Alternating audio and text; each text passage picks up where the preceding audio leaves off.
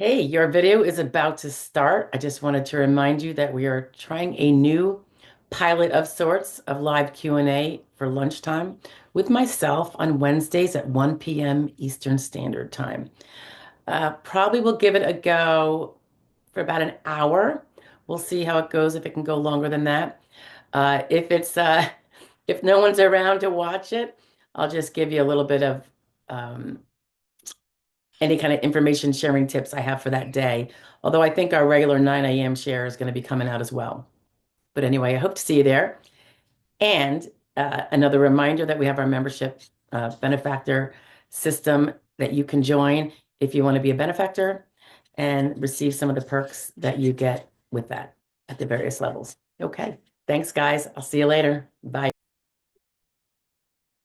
Good morning. Did you ever have the issue when you're have a claim before the SSA and you are uncomfortable, maybe embarrassed, that something in your medical record you don't want anybody to see, which certainly anyone in the public, family, friends, whatever.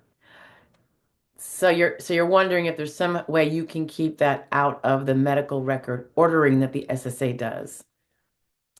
As you might know, the SSA can only order and get your records as an assistance to you um, via your SSA-827, which is the medical authorization release that you sign and execute, giving your medical provider the authority to send your records as requested to the SSA.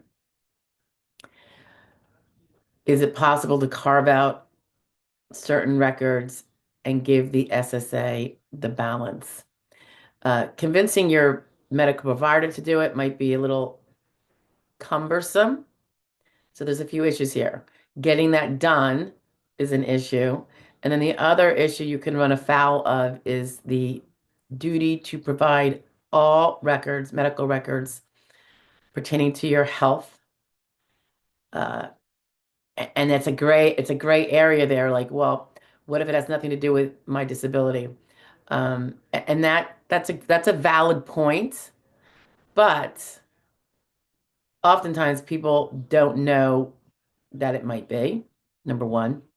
And number two, when things are missing from your record, and evidently so, will the SSA just suddenly know that they are not relevant to the issues at hand?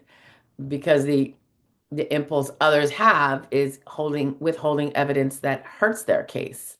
And that's a no-no. We're not allowed to do that. If we have medical records, we have to send them in full to the SSA or the DDS or the ALJ, whatever stage we're at, and we're not allowed to withhold things that will hurt our own cases, or as a lawyer, that would be weakening potentially to the client's case. We're just not allowed to do it. It's a violation.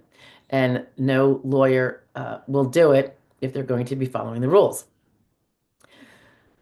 And claimants are held to that standard too. That was a rule that was really emphasized a few years ago by the SSA. So it's existing, and I don't think you want to run afoul of something like that.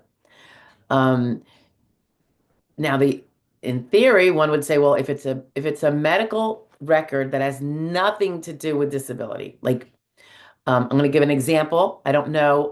There's probably plenty of others, but one that might, for some people, not most though. I mean, I see this in records all the time. Pretty much anyone male has this medicine, and it has nothing to do with it doesn't reduce their capacity to do work-related tasks. So in a sense, it's not disability related, and that would be the old blue pill, Viagra, Cialis, whatever. There's probably a million names now that it's gone generic. Um, and that again, most people I deal with don't even give it another thought. They're like, whatever, it's going to the SSA, it's confidential. And that is the point. It is confidential. SSA is very, very protective. I've never, ever in my 20 years seen any client's materials uh, get in the wrong hands. And the amount of people actually reading them up there, one, two, or three. I mean, it's small. It's very small. So If one would be embarrassed if their neighbor knew it, that's fine, you know. I don't want my neighbor knowing my business either. But it's going to the SSA is not that. It is a confidential file. Nobody can get into it but you. So I don't think that should be a concern. It's like literally going into a black hole where these little SSA moles can figure out, whether someone's and make a determination whether someone's disabled or not. And I would say that's true even up at the ALJ, of course. So spending time worrying and angsting about uh, an uncomfortable medical record that has nothing to do with disability getting up there because it happens to be part of the medical record, I wouldn't worry about that. I wouldn't worry about that 1 second. Don't waste your energy or add to your anxiety by worrying about that because it shouldn't be a worry at all. And again, like I said, it, particularly the example I gave, I think it's like, I don't know. It seems like if you're male and over 40, good chance, you know, you're either on it or wish you were or wish you needed it. Um, so don't, I wouldn't be worried about it. I really wouldn't be worried about it. And you don't want to, you start thinking you can cherry pick your records.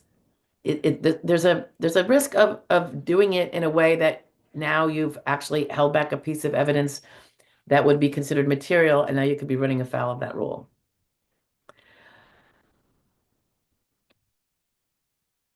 And it's funny because if you're going to withhold the evidence, you might have to explain why you're withholding it. Well, what does it say that you're withholding it? And then it's out there anyway. So, and when I say out there, I mean only within the SSA. So I don't think that should be a worry, guys. There's probably other examples. Um, the issue about, well, it's not material to disability versus it could be. Some people don't want other people to know they're wearing, incontinence related undergarments. And well, it is that can be very relevant to a finding of disability because if someone's incontinent and having mistakes, you know, they might be going need a need to go to the bathroom more than other people. That could be something that is a need for extra breaks off task time, which could lend itself to being disabled just because you can't pull out 8 hours because you're spending instead of making 3 bathroom breaks during the day at work, you're making 9.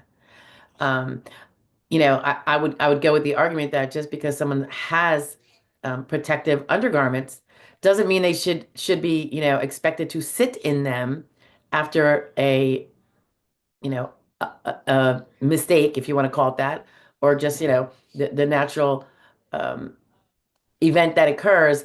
No, that's so that you don't soil your clothes, but then you still have to go to the bathroom to change your clothes. I mean, change your undergarments.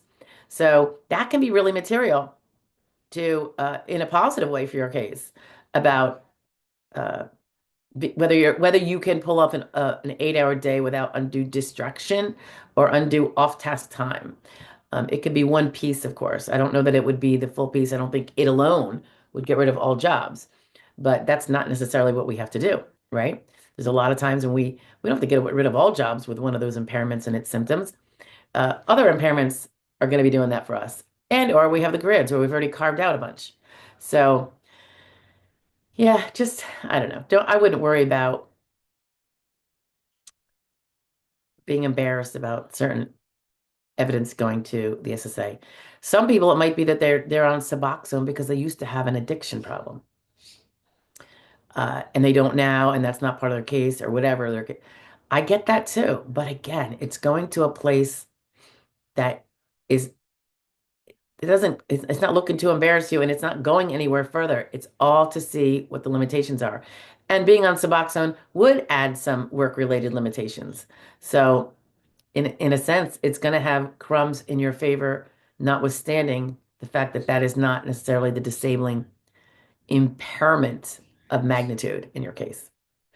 But anyway, all right.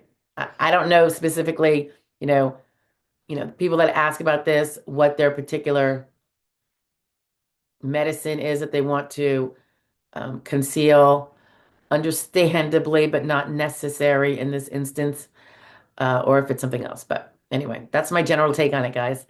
I will talk to you later. Have a good one. Maybe I'll see you next Wednesday. Bye.